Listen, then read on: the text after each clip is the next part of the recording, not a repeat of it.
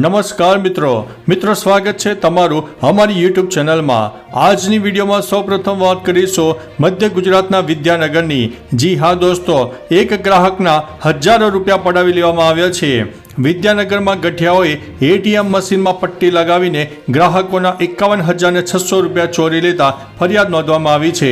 ગ્રાહકોના ખાતામાંથી પૈસા ડેબિટ થઈ જવા છતાં નીકળતા નહોતા।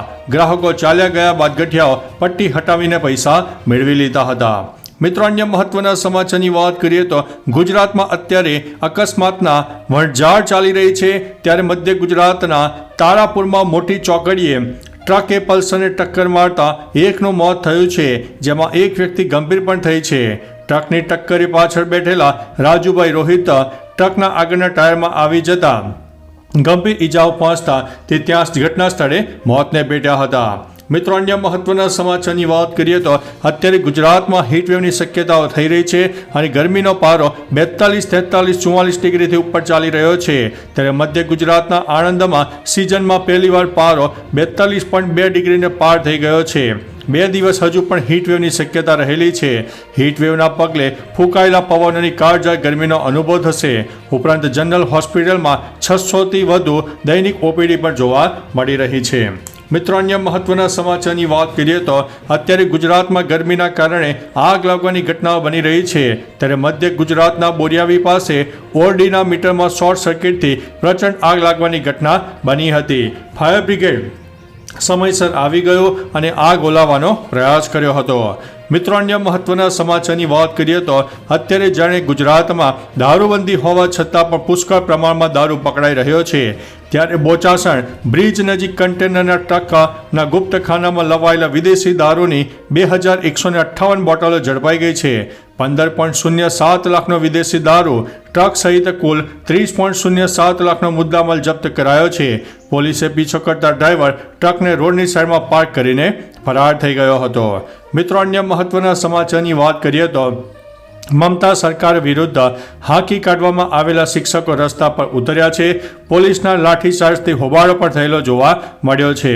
મહત્વનું છે કે સુપ્રીમ કોર્ટે શિક્ષક ભરતી કૌભાંડના આરોપસર લગભગ 26,000 શિક્ષકો અને શિક્ષણ કર્મચારીઓની નોકરી રદ કરવાનો આદેશ આપ્યો હતો। મિત્રો, અન્ય મહત્વના સમાચારની વાત કરીએ તો ધારાસભ્યોની ગ્રાન્ટમાં વધારો કરાયો છે। ગુજરાતમાં ધારાસભ્યની ગ્રાન્ટ 1 કરોડથી વધારીને 2.5 કરોડ કરી દેવામાં આવી છે। ધારાસભ્યએ પોતાની ગ્રાન્ટમાંથી 50 લાખના કામો કેચ ધી રેન માટે કરવા પડશે।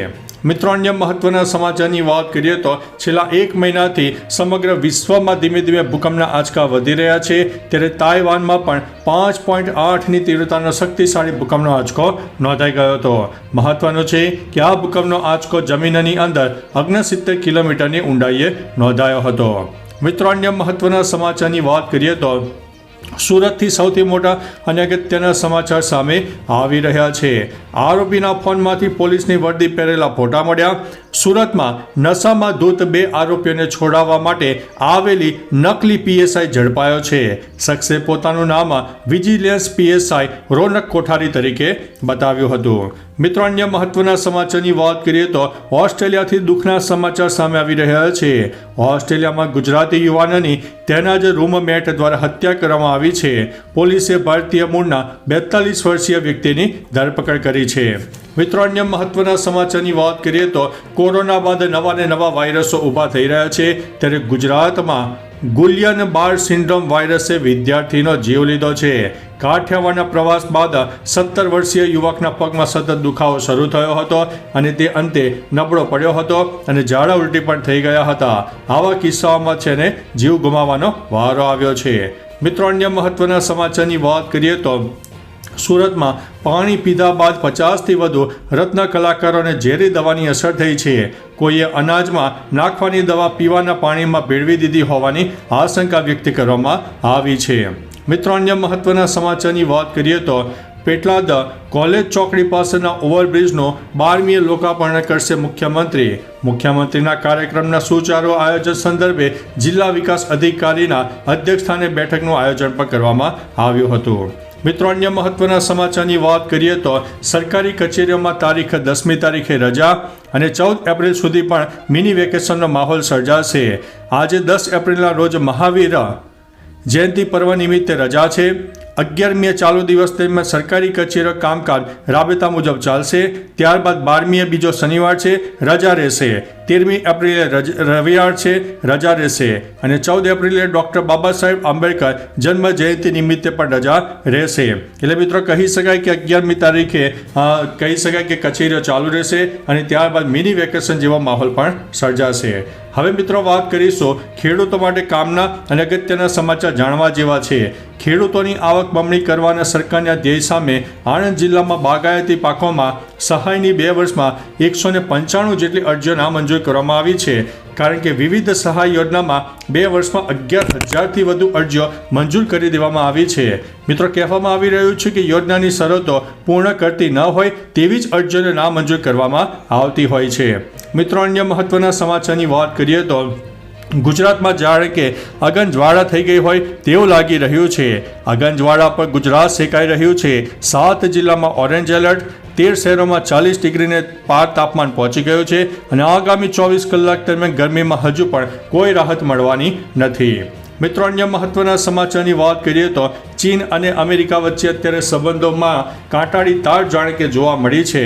ટ્રમ્પના ટેરિફ વોર સામે ચીનનું મેટલ વોર 7 ધાતુની નિકાસ રાતોરાત બંધ કરી દેવામાં આવી છે.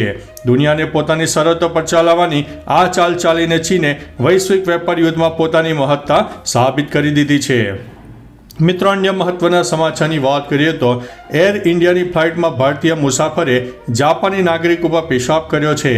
મલ્ટીનેશનલ કંપની બ્રિજસ્ટોર ઇન્ડિયાના મેનેજિંગ ડિરેક્ટર દિલ્હીથી બેંગકોક જઈ રહ્યા હતા ત્યારે આ ઘટના બની હતી. મિત્રો અન્ય મહત્વના સમાચારની વાત કરીએ તો ઇન્કમ ટેક્સ વિભાગની મોટી બેદરકારી સામે આવી છે. સાબરકાંઠામાં ઈડરમાં 300 રૂપિયાની મજૂરી જતા મજૂરને 36 કરોડનો ટેક્સ ભરવા માટે ઇન્કમ ટેક્સની નોટિસ મળી છે. યુવકની રૂબરૂ મુલાકાત બાદ પણ આવકવેરા વિભાગે ટેક્સ ભરવા જણાવ્યું હતું. હવે જોવું રહ્યું કે આ બાબતે કયો ખુલાસો થઈ રહ્યો છે. મિત્રો અન્ય મહત્વના સમાચારની વાત કરીએ તો જમ્મુ કાશ્મીર વિધાનસભાથી સૌથી મોટા અને અગત્યના સમાચાર સામે આવી રહ્યા છે. જમ્મુ કાશ્મીર વિધાનસભામાં વકફ બિલ મુદ્દે એએપી અને બીજેપીના ધારાસભ્ય વચ્ચે મારામારીની ઘટના બની.